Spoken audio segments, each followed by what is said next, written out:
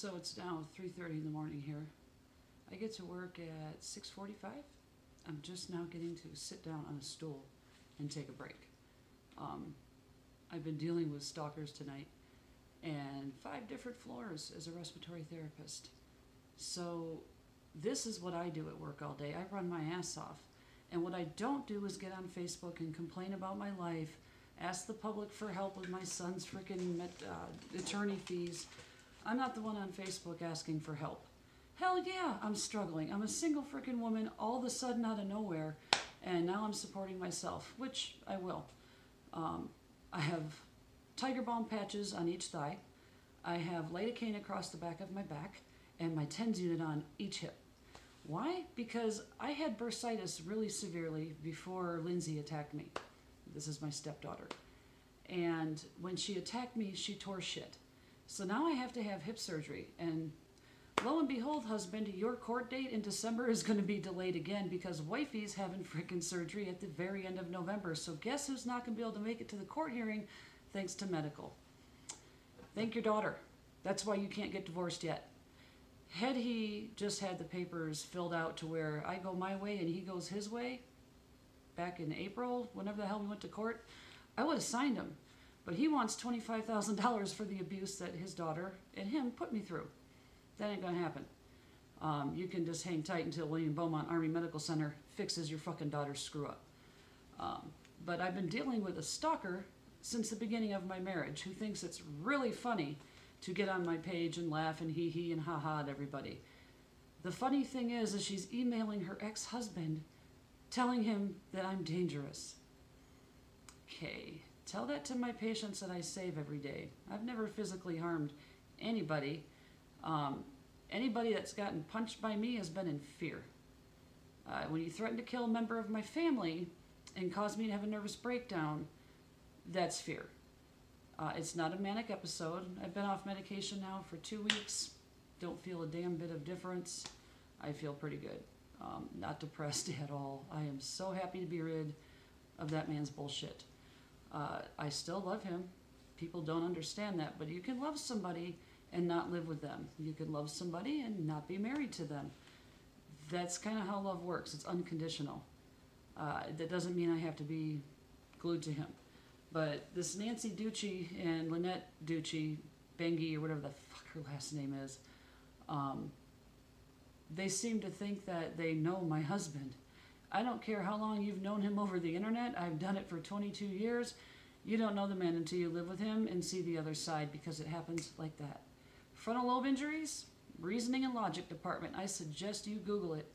On top of all the other traumatic brain injuries he has, and CTE, which is the traumatic encephalopathy thing that happens. I probably said it wrong, but I'm not really familiar with all the brain terms. But it happens with the boxers and the football players, but the brain shrinks. So it causes dementia-like symptoms, on top of the reasoning department being damaged beyond all repair. And this happened years ago. The man can't reason well. So he thinks that he's making good decisions, but when he tells our counselor that he doesn't feel that he's making good decisions and that he can't tell fact and fiction anymore, I'm sorry, Nancy and Lynette, but I'm not going to let you take advantage of the man. I don't care what you think you know. You're not going to save him. And when I get a chance and I'm not working 7 days a week, when I have hip surgery, I'm dedicating my time to this page and putting all of this out there.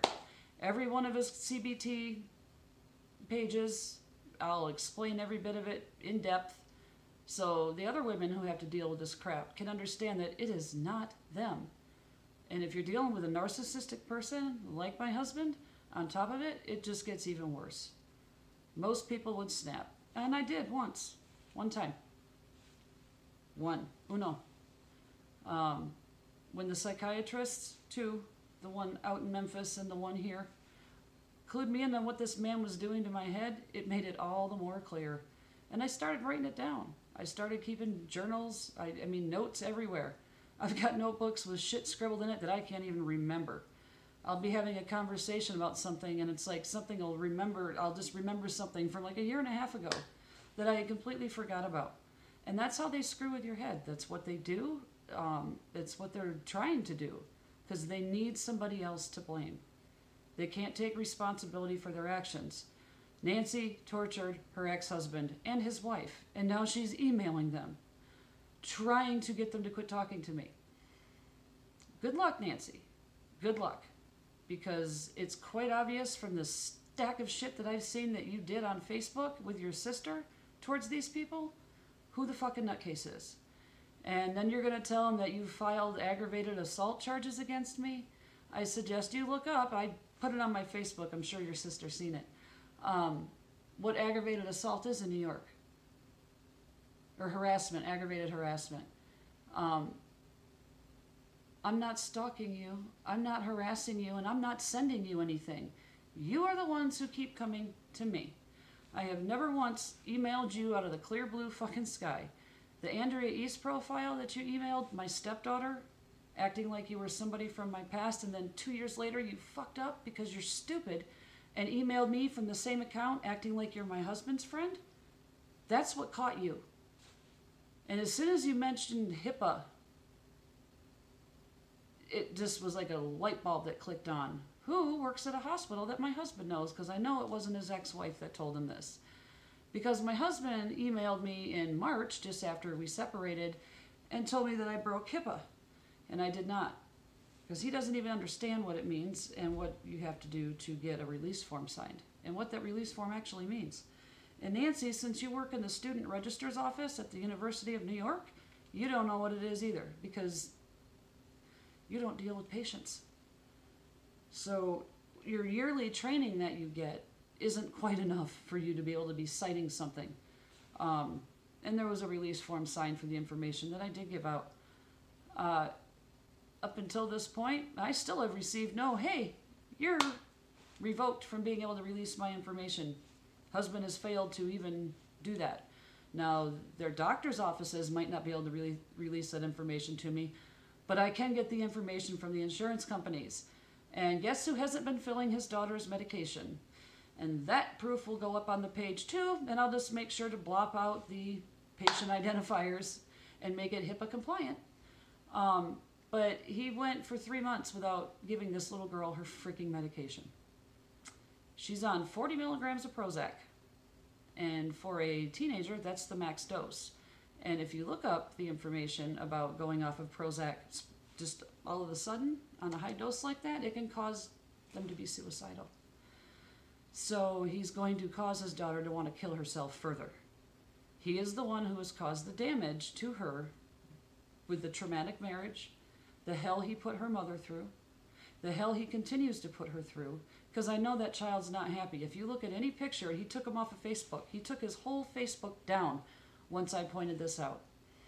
But if you look at any picture of his daughter, even in the past 2 years, when I go back and look at the Facebook memories that pop up, the child never smiles. Never. It's always this complacent look. She is dying inside. I dealt with PTSD at her age. Not as young as she did, though. She's been traumatized since she was 5.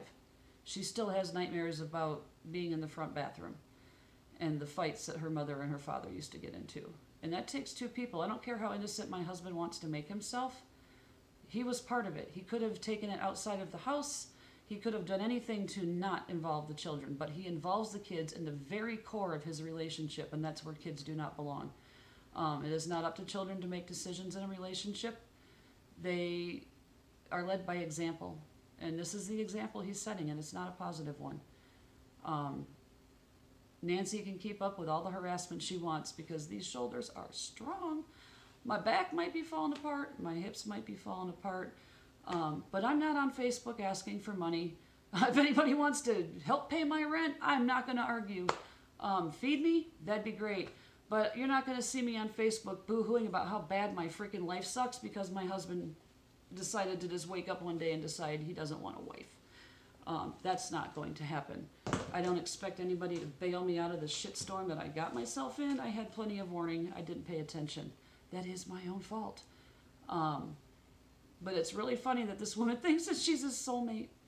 I mean, she doesn't even, I don't even think that they physically met from what my husband has said. And if they did, it was very briefly, years ago. that's how little I cared about when he tried to explain to me that this woman was not attractive to him. He was just friends with her. And this was right after we got married. We'd just gotten back from Vegas, and she was sending him Facebook messages. So 7 weeks later, after she sees how happy we are, she sends the Andrea East message stating that I abandoned my children. I didn't abandon my children. And my children's fathers are on my Facebook page along with their relatives, and they think this is freaking hilarious. And they would love, go ahead and contact them, Nancy. Go ahead. Because, oh, Jesus Christ, do you have an earful coming to you? The one just might fuck your head up even more than it already is. He's looking forward to hearing from you. Look him up. Biker, too. You might want to try and steal him from his wife, because I know she'd scalp you. This woman's made claims that I've threatened to kill her. I save lives for a living. I give breath back to people. That's what I do. It kind of goes against the do no harm thing. But she so desperately needs this attention in her life that she's going to make accusations that are completely erroneous. And I don't care. I really don't, Nancy. But I'm going to continue the mission that I'm on regarding the information on PTSD and TBIs until the day I die. So you can keep coming back to my Facebook page, or you can keep coming to this Facebook page, or you can keep doing whatever the hell you want, because I'm not going away. Even once the divorce is final, I'm still going to be here talking about it until the day I die. Your stupid PTSD awareness ribbon that you stuck on your one fake phony profile, that's all you do, because you don't even understand PTSD. You have no idea what it's about. You do not know how it affects families and how it tears them apart and turns these guys and women into self-medicating alcoholics sometimes. My husband can't drink because of a blood disorder. So he's not a self-medicator. He was afraid I was going to turn him in for doing drugs, and because that's what happened to one of the brothers in his club. I would never do that. It's not even true. If I'm going to accuse you of something, rest assured, I have proof. Unlike you guys. My husband claimed that I hit his daughter and punched her in areas that wouldn't leave bruises. The kidneys? I'm sorry, the kidneys bruise very easily. There's a lot of blood flowing through them. However, I had her hands pinned underneath of her so she wasn't swinging at me any further as my hips were ripping, trying to keep the child from getting up and hitting me any further. She had me on the ground in the bedroom punching me. All of this, his best friend claimed to have witnessed or something, but he was never there. I was screaming at the top of my bloody freaking lungs for help to get this child off of me, and my husband is afraid that I was going to press charges against his daughter, and that's what led to all this. The only thing I had ever said was, if you call the cops on me and accuse me of child abuse, then I'm going to file charges against your daughter. That's all I ever said. In his mind, what he thinks I said and that he didn't say was, I'm going to call the cops and press charges on your daughter. No. We were dealing with all this crap in counseling. All of this happened a month prior, well, almost to the day prior to him calling the cops while I was in the bathtub, telling him that he needed to calm down. So you can't just make this stuff up and then claim that you have video of it and then erase it, saying that you were trying to protect me. No, you're not trying to protect me, or else we wouldn't be here right now. All of this sunshine he's tried to pump up my ass, and it's plainly obvious that this is what's going through his head. He also claimed that he downloaded a year's worth of freaking video off the DVR. It's a 500 gigabyte DVR. My 1 terabyte external hard drive was 73% full after 20 days of downloads. Work. Even on my break, I still work. But these things just keep piling up, these lies upon lies upon lies, and it's very easy to prove them wrong because there is no evidence of any of this. The fight that Lindsay claimed that her and I got into, my husband went and erased it because he found that it didn't happen. And he's trying to protect his princess, as he calls her. This is what happens when you keep calling your daughter and treating her like a princess.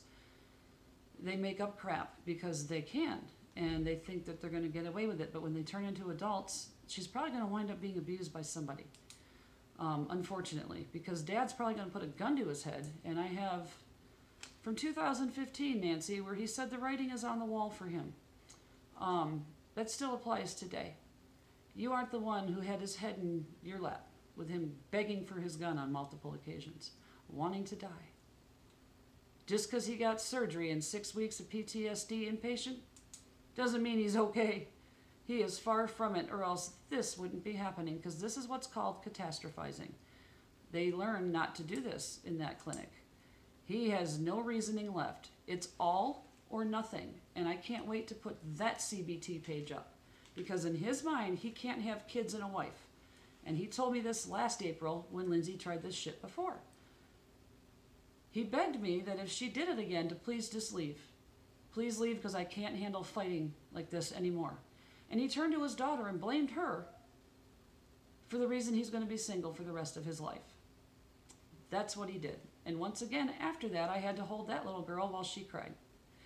Just like after, when she told me to shut up after our family, or during our family meeting, when she got caught in a lie about the fight, supposed fight. And she went to school and cut herself and tried to blame me as the reason why she cut herself. No, she just doesn't want her dad with anybody. That's what this boils down to. She's a 13-year-old who doesn't want dad with anybody. She wants things back the way they were. She got mad because we repainted just a few little things in the living room just to add some color. She hated it. Hated it. Because it wasn't the way it was when Mom and Dad were together.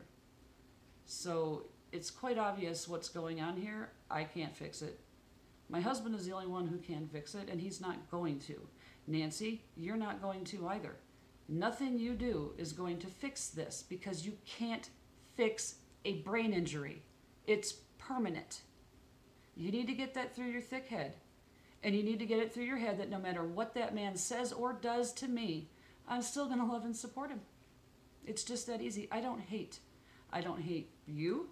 I don't hate Michael. I don't hate anybody. I don't have room in my heart for that. I'm a very loving and caring human being, and I take care of people, even when they don't take care of me. It's just the way I've always been. I wear my heart on my sleeve. And yeah, I get hurt, I get emotional, and I cry. That does not mean I am bipolar and freaking psychotic. But obviously I'm maintaining a job, and even through all of this absolute hell, I've still managed to do my job and not lose my medical license. And get off all of my psychiatric medication that I didn't need. Hormones. Hormones is what I need. So, stalkers, have fun, because I don't watch TV. This is my fucking entertainment. And watching you laugh at yourself is even funnier. So, good luck. And to the rest of you out there, I hope to God you're not dealing with a stalker in your relationship on top of all the other insanity of the PTSD and possible TBIs.